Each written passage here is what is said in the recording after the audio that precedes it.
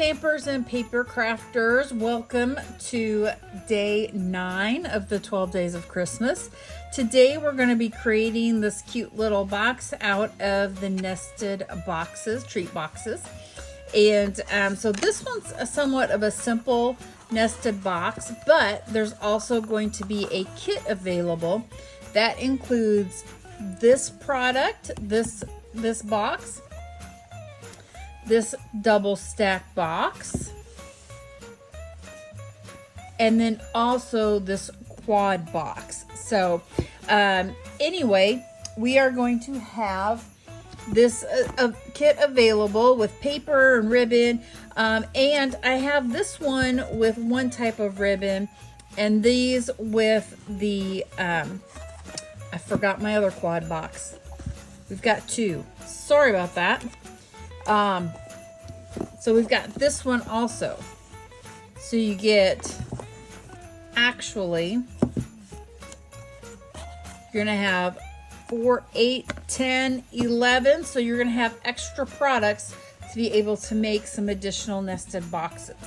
So you'll have designer series paper, you're gonna have die cut pieces, and you're gonna have the boxes and ribbon. So let's gather supplies for this one and get started. The first thing we're going to do is we're going to die cut some pieces. So this is the Sending Cheer dies, and we're also going to be using the stamp set that goes with it again.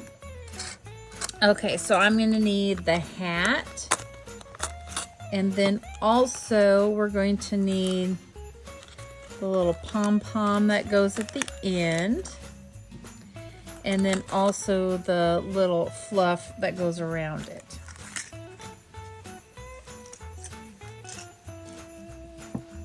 So I'm just using the mini today, and we can, actually I can get that on that scrap, that one scrap there. That'll make it a little bit easier. And so those 2 pieces on some scrap of basic white. And then this is Poppy Parade. You're just gonna put your hat on there. And then we'll run these through.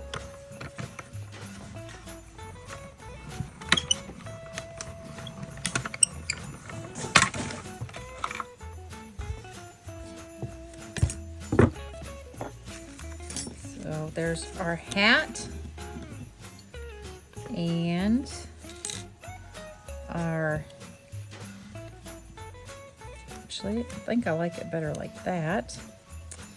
And then there's the little pom-pom. Okay, so now we can put our die cutting pieces away. So we have from the Sending Cheer stamp set, we've got the No Peeking.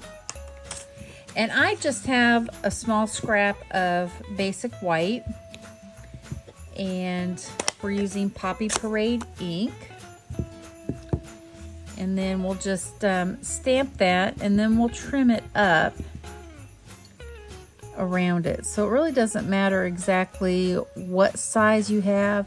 You can always fix that up afterward. Okay. Close the ink. Always close the ink when you're done stamping. And I'm just going to take some snips here, and it looks like it's pretty well centered there, so I'm just going to trim this right across there. Okay, so we've got our stamping pieces. Now let's get our box and our strip of the designer series paper. So this is 2 inches by 11 inches. And these are the nested boxes.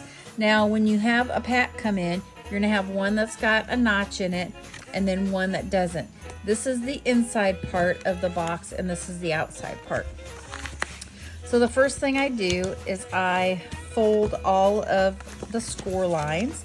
If you want to use a bone folder, you can, but I'm kind of a lazy stamper and don't do that. Now what I suggest is taking the papers off of one side first, and then we can line those up.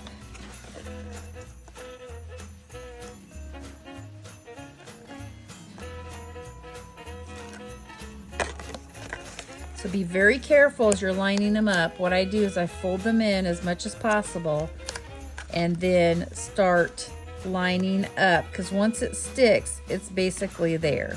Okay? And then rub that in. And then the next one, it's easier when you can set it down.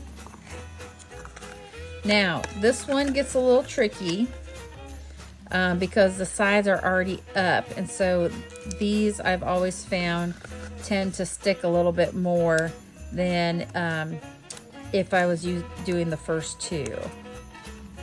Okay, you're still going to want to do the same thing. Again, my take your pick tool would be fabulous to get these off. Maybe. Well, it started, but I can't grab it. Okay. Now these especially, you want to get those folded in and not touch the sides. So here's number one. And then here's the second side. Again, be very careful getting these lined up, because the paper will, the box will rip. Okay? All right, so that's the outside. All right, so now let's do our inside piece. And again, it's the same thing. We're gonna fold all of the score lines. And again, you can use a bone folder to burnish if you prefer. And we're gonna do the same thing. It's just that this one's a little bit smaller and has the notch on it.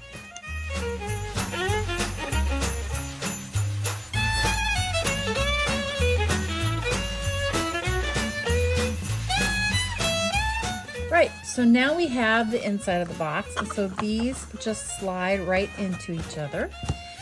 One tip for when you are designing and playing and creating, don't put any designer series paper or cardstock on these outside pieces. Just decorate the front, because it makes it much more difficult for these to slide in and out with that extra thickness there, okay? Today, though, we are going to actually adhere the designer series paper around it. So I'm going to start with the top, okay, and I'm just going to pinch those together, and then we're going to have the ends meet on the bottom, okay? That way we've got the seam there on the bottom. All right, now that I've got it kind of pinched around there, what I can do is use my bone folder and burnish those edges. So I just match that up.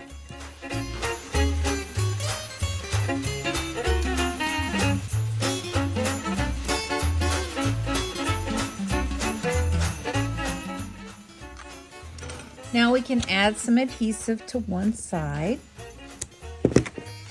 And then we can wrap that around, make sure we've got the top where it needs to be. And make sure to put the one side that's got the adhesive, that one goes down last. Okay. All right.